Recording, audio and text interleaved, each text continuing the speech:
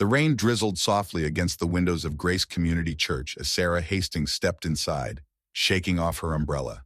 She hadn't planned on coming here, not on this damp Thursday afternoon. Yet something had drawn her, something she couldn't quite explain.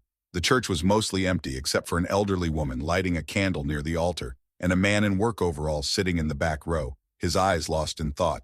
Sarah slid into a pew near the middle, her eyes drawn to the simple wooden cross at the front, illuminated softly by the golden light filtering through the windows.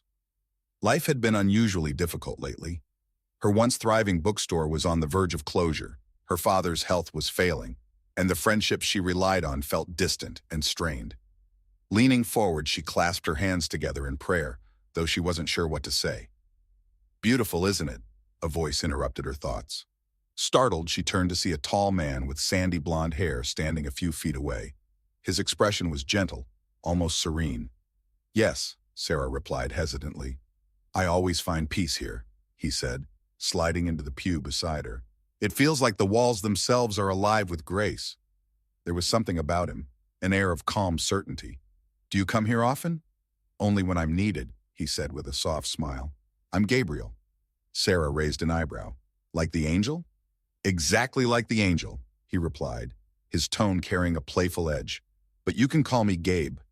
They exchanged small talk, and Sarah found herself sharing more than she intended. Gabe listened intently, his eyes kind but probing, as though he could see past her words and into her heart. "You're carrying a lot," he said finally. "More than you should. But you're not alone." Sarah blinked, her heart skipping a beat. "What do you mean?" "Help often comes in ways we don't recognize," he said, standing. "Keep your eyes open, Sarah." And with that, he walked out, leaving her alone with the sound of rain and the soft flicker of candles. Over the next week, strange and unexpected kindnesses began to unfold. One morning, she arrived at her bookstore to find the front door freshly repaired and painted. She hadn't hired anyone, and no one nearby seemed to know who had done it. A day later, a regular customer handed her an envelope, insisting it was from a friend. Inside was a check large enough to cover her overdue rent. The most mysterious encounter came during a visit to her father in the hospital. As she sat by his bedside, a nurse entered, someone she had never seen before. The nurse's presence was calming, and her soft-spoken words reassured Sarah in a way she hadn't felt in months. "He's stronger than he looks," the nurse said, adjusting the monitors. "And so are you." Sarah looked up, startled by the comment. "Do I know you?" The nurse smiled, her eyes shimmering. "Not yet." And with that, she left. When Sarah later asked the head nurse about her, she was told no one by that description worked at the hospital. One quiet evening, Sarah found herself back at Grace Community Church. She hadn't planned to go, but something inside her drew her there.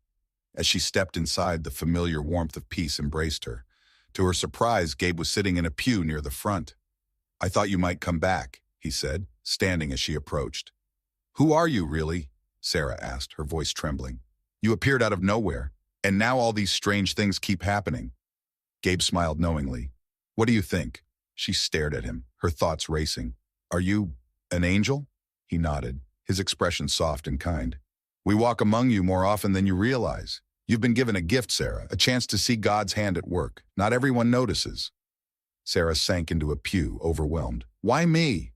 "Because your faith, though shaken, is still strong. You're meant to do more than you know." "What am I supposed to do?" "Trust," Gabe said simply. "Trust and keep your heart open." Over the following months, Sarah's life began to change in profound and beautiful ways. Her bookstore flourished after a mysterious benefactor placed a massive order, and her father's health showed unexpected improvement. But more than that, Sarah began to see miracles every day, a kind gesture, a moment of peace, or a word of encouragement from a stranger. She never saw Gabe again, but his words stayed with her. Inspired, Sarah began sharing her story with others, encouraging them to seek out the unseen angels in their own lives. Years later, at a signing for her memoir, Angels Among Us, Sarah looked up to see a familiar figure in the crowd. It was Gabe, his warm smile exactly as she remembered. He didn't approach, but he nodded before turning to leave. In that moment, Sarah's heart swelled with gratitude. She knew without a doubt that angels weren't just among us. They were always there, guiding, helping, and reminding us of God's boundless love. The lesson in Angels Among Us is that faith, kindness, and trust in God's plan can guide us through life's hardships. It reminds us that help often comes in unexpected ways and that we're never truly alone.